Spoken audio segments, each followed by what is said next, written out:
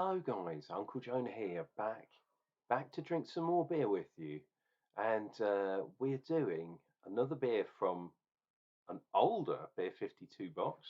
We're doing one from the Siren's 10th birthday box. You already know what it is, but I've got the magazine here for two reasons, dear viewer. Number one is, for a change, they actually have quite a decent um, review, or how they've done the beer, which is, whoops, it's that red one in there. I'm trying to point at it with my fingers, but it's round the wrong way. But yes, it has the beer, and yeah, White Hag are over in Sligo, over in Ireland anyway. Really cool brewery, and they do the Hag Fest, which is ridiculous. Right, the beer we're doing is that red one, and there it is. I can actually point now with my finger. It's called Crunchy Town, um, and hopefully, if it will actually focus, there we go. I know it would focus eventually. Crunchy Town, it's Siren versus the White Hag, as we all know. There it is, but I'll show you the can in just a minute. Um, the Yeah, that's a rather strange looking spider diagram. Looks like a flying kind of thing in mid-flight, or one of those things that you hang on the wall like a flying, what are those, ducks? You get three ducks in a row, that kind of nonsense. Anyway, before I go completely bonkers, it is a brown ale, which is quite nice, but it's got some more interest because it has some rye in it, I believe, as well. Um, so, tasting notes say the ultimate biscuity brown ale. This beer takes inspiration from perfectly caramelized cookies. So it's gently spiced, packed full of specialty roast malts, Moorish sweetness balanced by carefully selected hops. But if you look down here, whoops, you'll see it has rye. So we've got some extra pale malt, which is, yeah, pretty standard. Cara Gold, interesting. Pale chocolate. We've got some biscuit malt in. Biscuit malt is perhaps my favourite malt of all time. Bit of chocolate in. Crystal rye malt.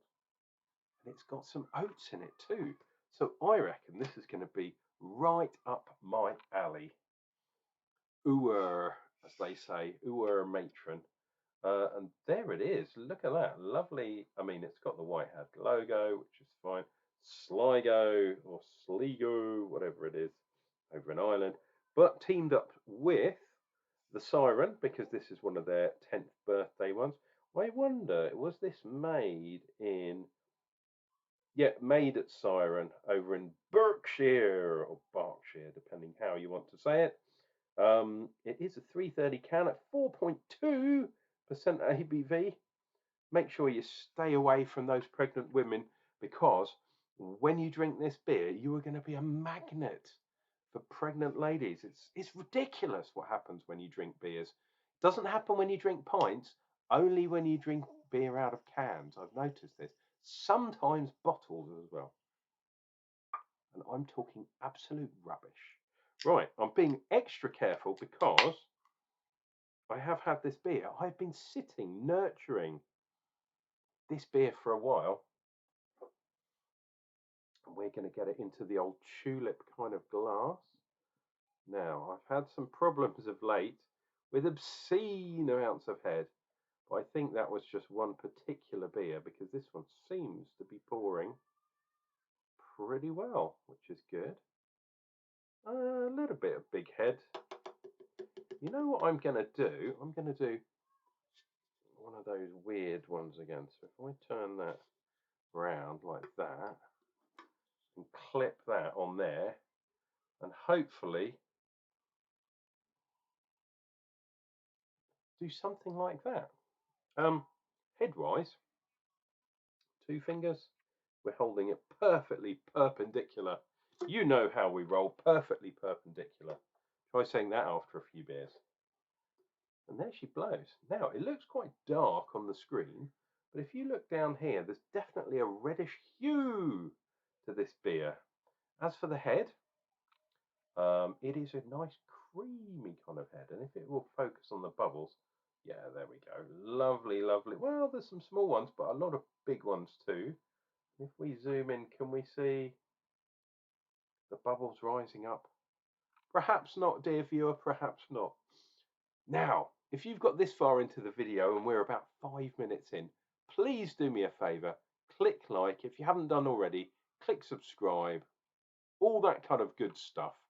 And if you want to, leave a comment, because what we've noticed is YouTube likes people to give comments. So the more comments you put, the more YouTube likes me, apparently.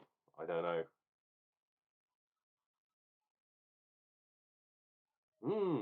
Complex kind of flavors. Definitely some sweetness. Definitely some graininess. There's a sort of, yeah, I'm not surprised, but a sort of biscuity, puddingy, cakey kind of thing going on there. Doughy, perhaps, as well. There is a little bit of coffee in there. Don't forget, this does have some dark malts in. Considering it, I mean, it is dark, obviously, but considering it's a red ale, a red rye, shall we say, I'm not too surprised. The other thing, dear viewer, please do not rely on my nasal exploits at the moment. I still have an absolutely filthy cold. So yeah, my taste buds are probably not perfect, not Somalian territory. Um, right, let's dive in.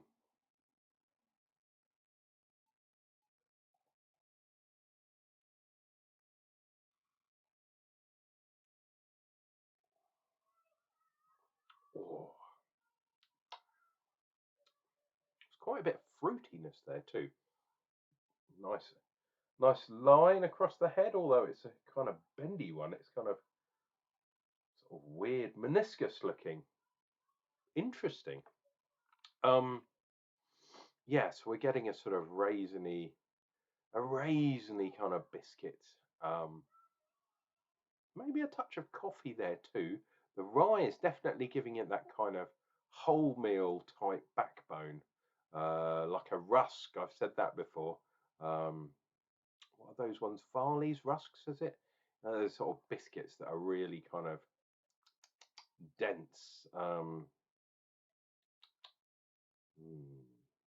But yes, maybe a hint of kind of some sort of glacé, kind of cherry or mince meaty type thing as well. Um, Not the meat. I don't mean meat. I mean mincemeat, as in um, the stuff you have in a kind of what are those things called? A mince pie. Yeah, I was going to say a Christmas pie, but no. Yeah, mince pie. Yeah, usually I say Christmas cake, but it isn't. This is definitely more mince pie. A little bit sweeter, but it's definitely got that kind of gnarly kind of bread. You know, that bread that's supposed to be good for you. It's got all those dead kind of rat tails in and all sorts of gnarliness.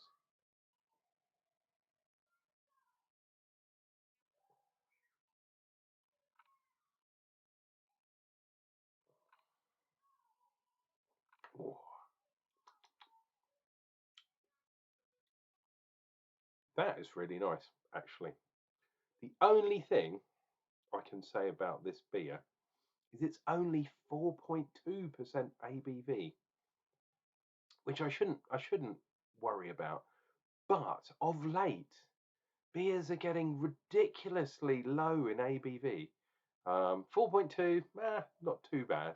I saw one um, at someone's local pub, 2.7. 2.7% ABV. My God, what is going on with the world? And no doubt that beer is at craft prices because, of course, dear viewer, it's a session IPA. And you know, when you use more water, when you use less ingredients, of course, it's going to cost more, isn't it?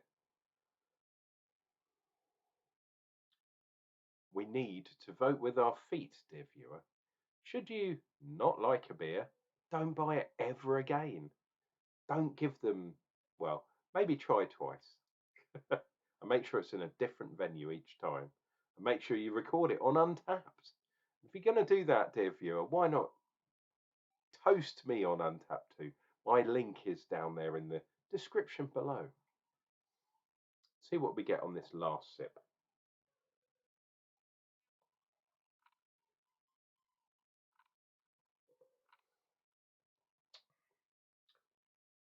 3 sips, 3 really wonky kind of tide lines going on there.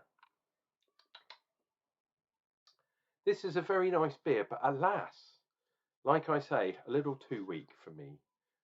I like dark beers, especially this time of year. This would have been a perfect beer at maybe 5.5, 6.5%. Would have been absolutely fantastic.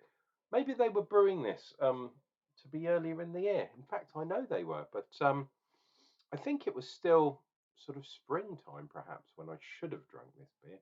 And alas, it is not anymore. Not too bad, but yeah, a little bit weak for my liking. Dear viewer, please take care of yourself. Take care of each other. And remember, blow your nose when you've got a cold, because otherwise you won't be able to smell anything. And